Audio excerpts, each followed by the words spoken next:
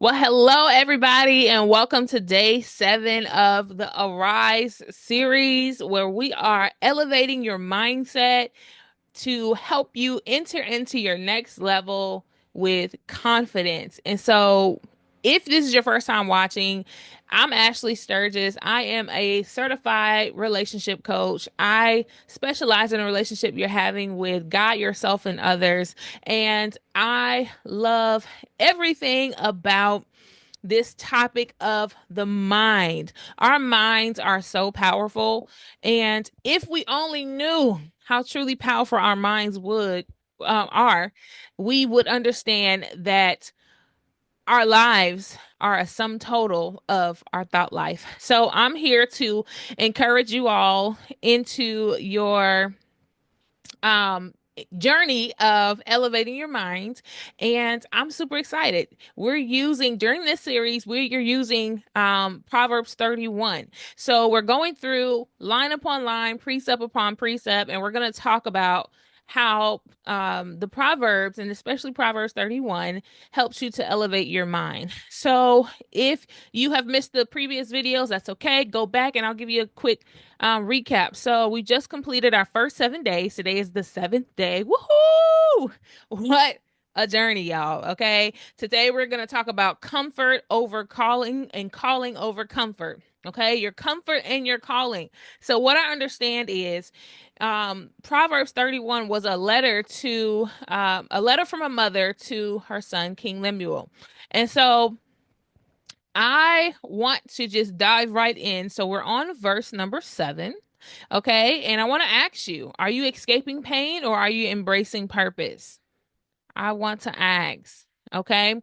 And so point number one is, well, let's read Proverbs 31:7 before we get into the points. Okay.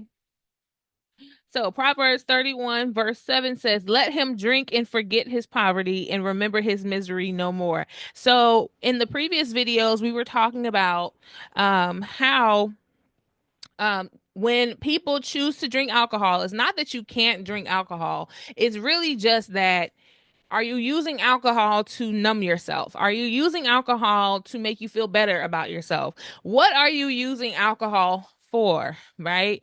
And so, this scripture in particular is talking about how people use drinking as a means to forget that they are poor. Okay, this is why you see more liquor stores in the impoverished communities than you see fitness stores or fitness gyms. Okay, because when you are poor in spirit, poor in mind, poor in heart, poor in bank account, drinking becomes um, drinking becomes a crutch. When you have gone through traumatic events and you are finding ways to suppress, drinking becomes something that opens you up to a different reality or an alternate reality where you can essentially become whoever you want to become. And so instead of using drinking, we want you to use your mind. Okay. Get into your head and start to deal with those things. And the best way to deal with those things is through reading the word of God. Okay. And so, point number one is comfort isn't always godly. So, you know, drugs, food, whatever your drunkenness of choice, if you will, is, it could be food, it can be overindulgence in relationships, always finding something to keep you busy with. A lot of us are drunk with pride of our accomplishments. And so I think it's so important for us to be sober and vigilant, right? So the Bible tells us be sober and vigilant because the enemy is like a roaring lion. He's seeking whom he may devour. So some comfort heals, and then there's some comfort that hides. So it says, give him drink so that he can forget his poverty. But instead of dealing with the poverty and getting out of the poverty, people go and they drink. They drink their sorrows, right? And so you have to learn to tell the difference when you are drinking just because you want to have some enjoyment and, whatever. It's permissible in the Bible. However, not all things you need to do, right? And so this is not coming from someone that is never drank in her life and haven't had many of nights of dry heaving. Listen, y'all, I understand. I get it. Alcohol is what it is.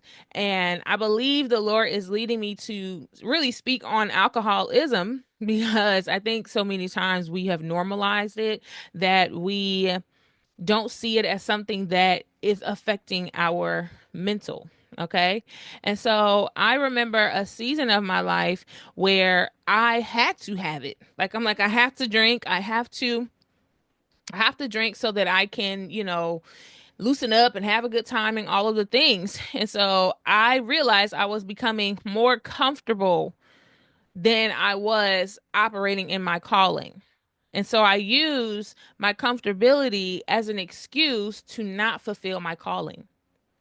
And so I had to learn to tell the difference between when I was drinking just because or I was drinking to get away from my calling. Okay. And so point number two is your calling won't always be comfortable. Following God will stretch you, but it will also fulfill you. Having to be set apart will get you in a place where you are someone that a lot of people may not want to be around because there's different things that you will do, excuse me, that might discourage them. It might bother them and it might make them feel some type of way. Now, you have your select few people that are just weirdos when it comes to being set apart and sanctified. They kind of get holier than now. But the reality is, if Jesus sat with sinners, who do we think we are? We were all sinners at some point or another in different forms and fashions. And so we should have compassion on people while at the same time still keeping a standard. Okay. So I made a decision for myself. And not just because it was on my bloodline, alcoholism, but I made a decision for myself because I didn't like who I was when I was drinking. I didn't like, and it's not to say like I'm unleashing the side of me. No, it was a literal spirit that will come upon me. And so I wanted to disconnect myself from that feeling and deal with why that feeling was even coming out of me in the first place. Okay. And so numbing stops you from hearing what God is actually saying to you. It blocks your ears. It blocks your mind from being able to progress forward. And so I want to encourage each and every one of you today to ask yourself, where have I become comfortable in my life? And what do I need to do to get out of my comfortability and get into my calling? Because most of the time a lot of us are dealing with issues within ourselves because we are being disobedient to what God has called us to. It's easy to say, oh, I'm just, this is just how I am.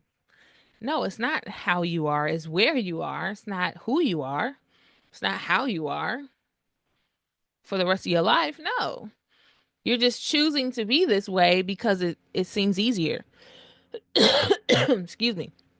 But the truth is, it's actually a lot harder to continue to live against the principles of God because the world is constantly consuming you and pulling things out of you and sucking you dry. But when you get into the things of God and get into your calling, you have some strength, you have some undergirding, you have someone there that can support you and give you the strategy and the answers that you need.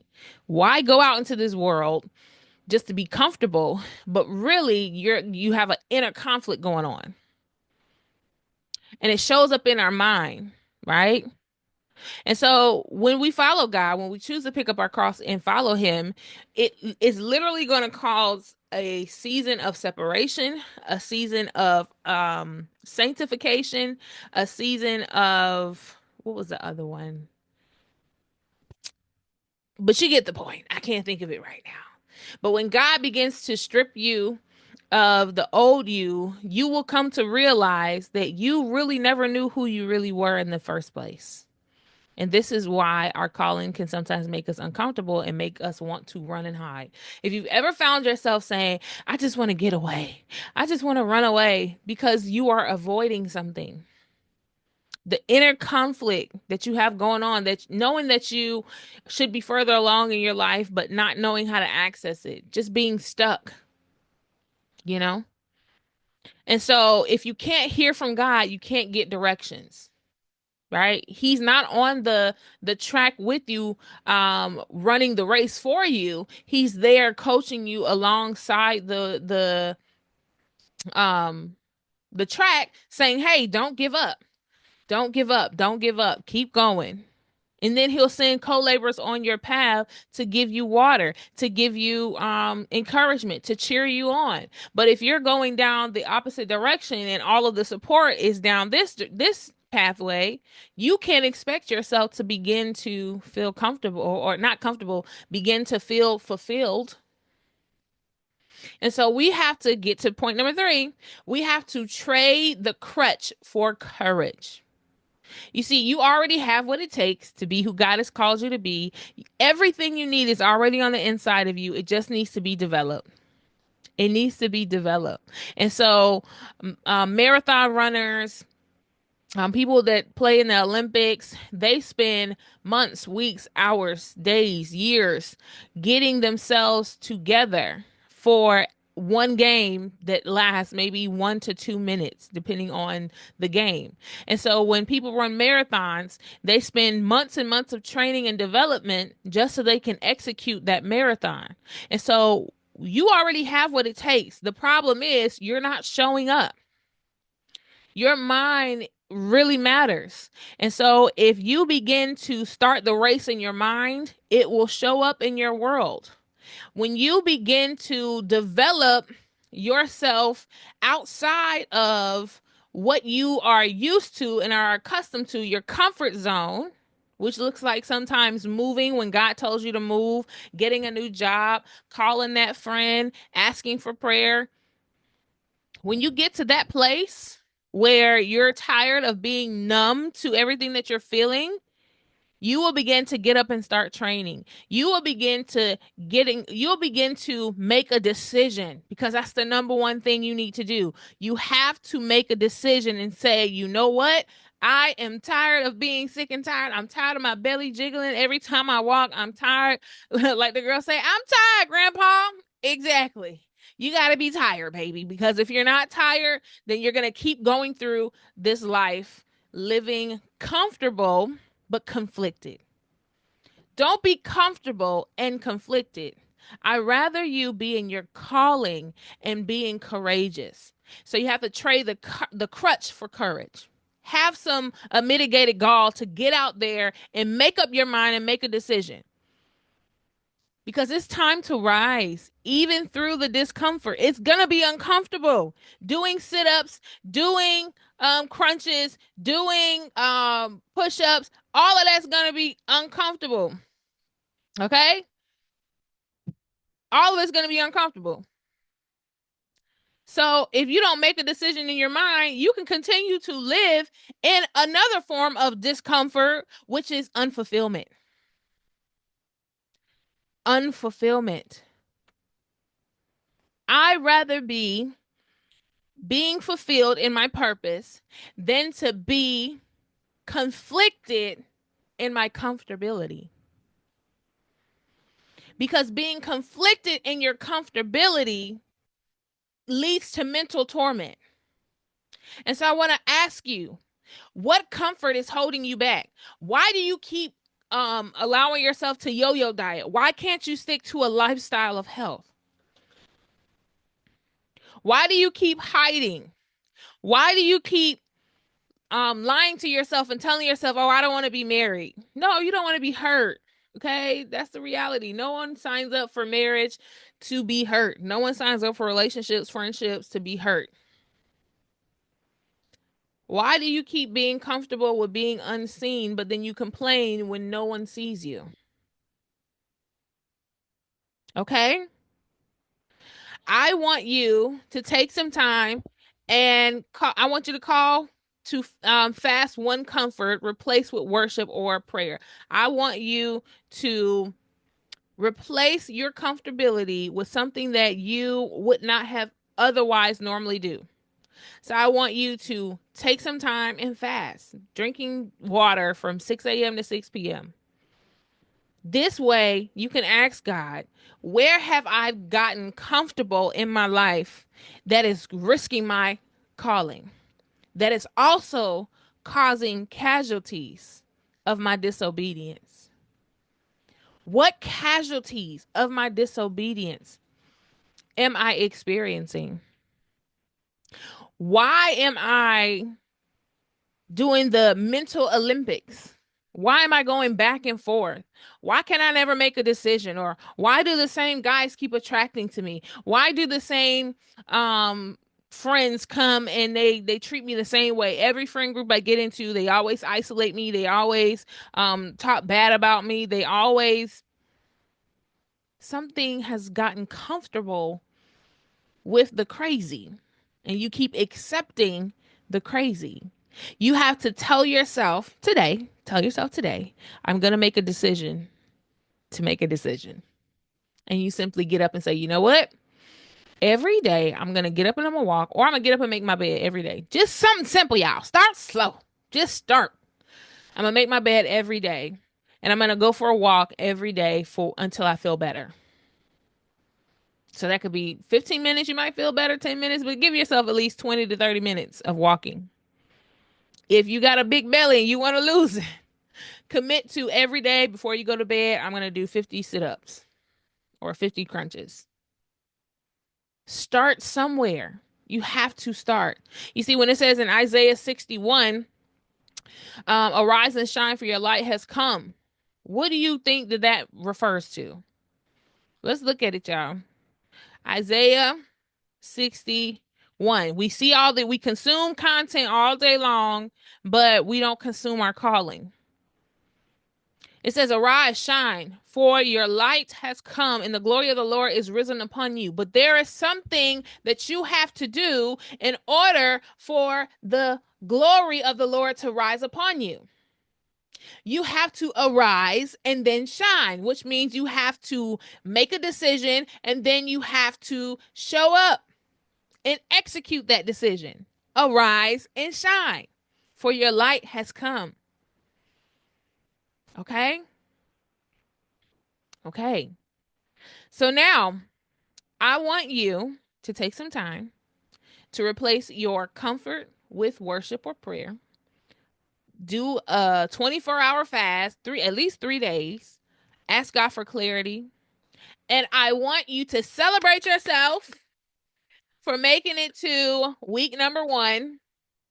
You've completed the first week of the Arise Challenge. Okay? You are already making the decision by listening to this video, by clicking on this video, by listening to the replay, by signing up for the email list. You are making a decision to arise and shine.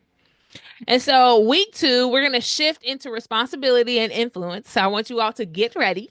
It's going to be great. If you would like to work with me further on your mindset and just developing your new self and getting into your calling and focusing on purpose instead of the pain, or turning that pain into payments, hit me up at the link in this description or the link in my bio, and you guys will get a chance to see all of the offers that I have available for you, all of the programs, all of the events that are coming up to help you transform your life, because you should get tired of watching everyone else live the life that you could possibly be living. And I'm not saying in a covetous way, but it's like, man, these people are doing it. Why can't I do it? And people are showcasing their life, sometimes to brag, but then other times to really inspire you to say, hey, you can do this too.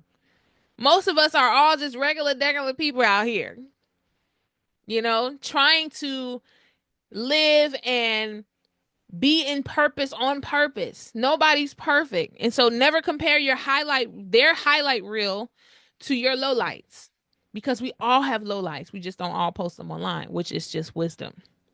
Okay, it's a lot of strange people out here in this world. And no one has to live your life like you can, like you have to. So I want to encourage you to subscribe to this YouTube channel, continue to connect and engage with me in the comments. I love responding and reading your comments. I pray that this has motivated you to get up and get going. The world is waiting on you. Don't be so comfortable in your poverty. Don't be comfortable in your gluttony and your being overweight. Don't be comfortable in your wayward children. Don't be comfortable in allowing your life to look anything outside of the glory of God rising upon it. I love you with the love of the Lord. And if you want to get the email notification of the journal for today's prompts, go to the link in my bio or the link in the description of this video.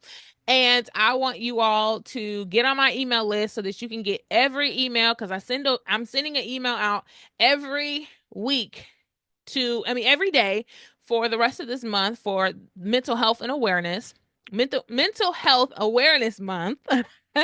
Because our minds really are a terrible thing to waste. And as long as you have breath in your body and his mercies are continually new every morning, if you bombed it today, you can pick it up and fix it tomorrow. Well, I love you all with the love of the Lord, and I can't wait to dive into day number 8 tomorrow. So y'all stay tuned, and I will see you all again soon. Bye.